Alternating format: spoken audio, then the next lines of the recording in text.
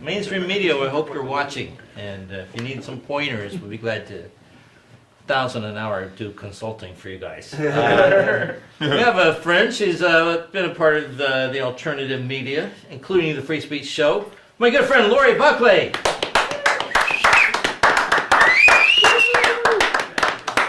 Yeah, you had to bring up the dark side of the media. Yes, I've stepped in it a few times.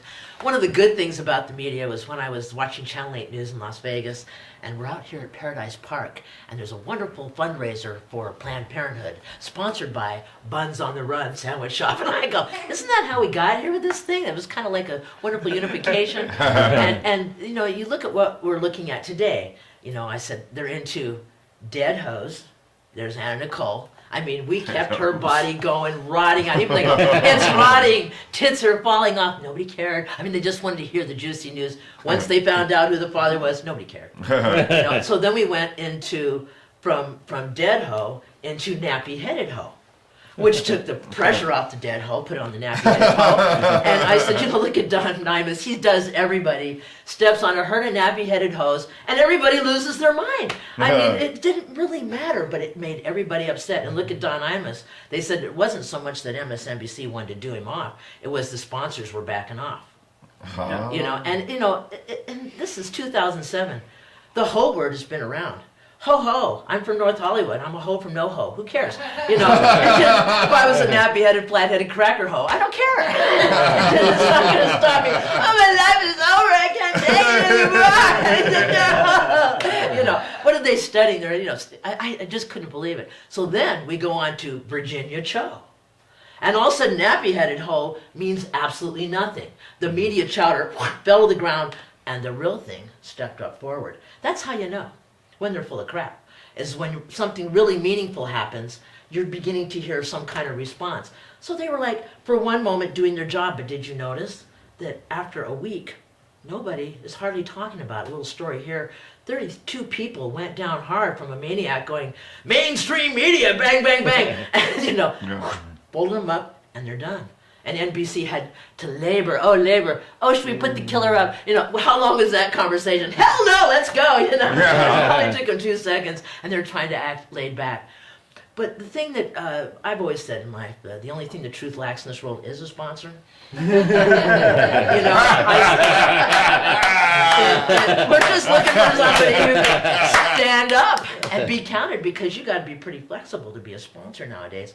I was always a big Donahue fan. You know, I love Phil Donahue. He's the only guy when the chick let her kids die in the pond of water and played like, oh, somebody told my children. He went to the town and said, what was your part in this girl's life? You know, he didn't teach don't drown your kids at school. I mean, something happened in there. Yeah, but we're break down. He was the first guy to stand up and just take us for a visit, walk America through and have a look and see what the hell's going on in this place, you know. And when he went to MSNBC after his show died, I could always tell when the show's going to die, they stop promoting you. You know, it's just, it didn't help Montel Williams, they kept him anyway, but, you know, they just don't promote you. So I knew he was going to die soon. Well, he pops up on MSNBC, and he is the only commentator of his time that is bringing the real questions about the war. He's the only guy standing up. He's bringing people on. That crap isn't true. This is all screwed up.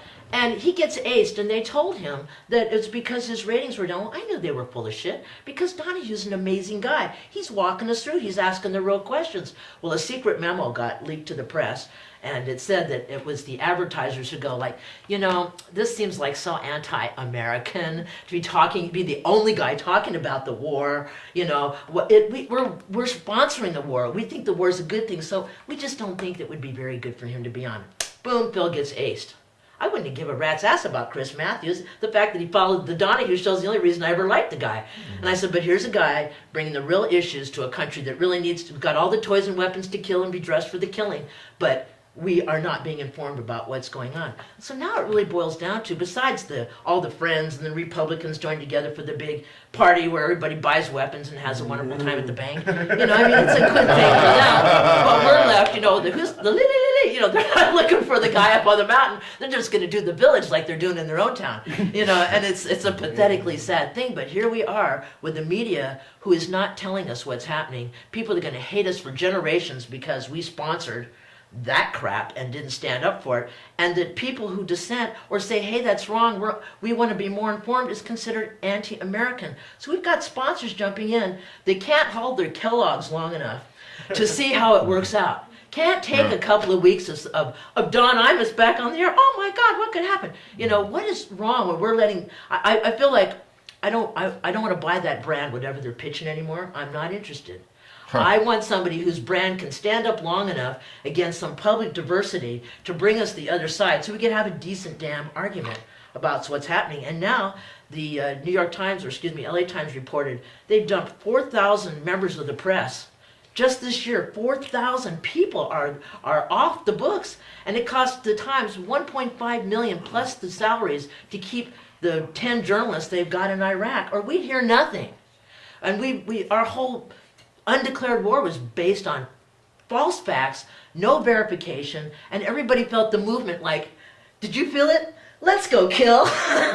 Let's tear up the villages. Let's totally ruin the infrastructure of an extremely successful country because we kind of feel the regime change coming on. You know, we didn't get any of the real facts. And this is where we're screwing up. So trust them? Yeah, we trust them for bullshit. Only when the asteroid is coming to hit us, or they're going to hear, oh, but you know, that girl won the beauty contest. What are we, what is going to happen? And see, I've been reading between the lines for so long, I actually have a life there.